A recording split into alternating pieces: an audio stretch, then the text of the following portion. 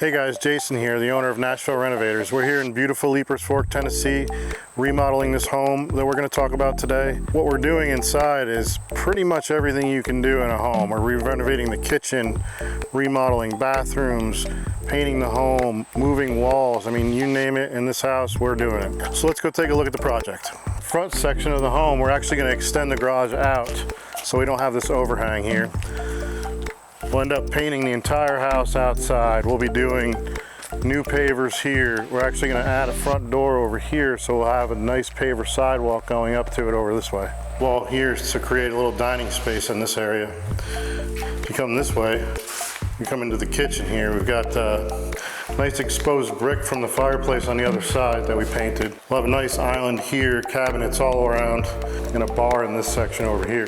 One of the main things they focus on is the budget. We want to make sure is as low and as efficient as possible to help the customer. Also, we want to talk to each other about where can we add value and how do we add value to the project. So in the end, when we're done with it, the value that was added could be 3 to 4 times what the budget was spent on the project. As a builder and former real estate agent, I understand the value and appraisals and what we need to bring to your home to maximize your dollar spent. I discussed with the clients that you're going to have 3 closets in this one room, and then the new gym area is not going to have any closets. So we decided to go ahead and move the door from one closet into the new gym area. So when we took that closet and put it into that bedroom, that in turn creates a new bedroom in the home, which adds a ton of value to the home. It probably pays 3 to 4 times what it costs to do that to make sure it happened. You need a closet and a window to consider it to be a bedroom. We'll be doing a full remodel of the inside of this home to bring it back to life. After many years of being here, I think this home's about 100 years old. So come inside, take a look with me.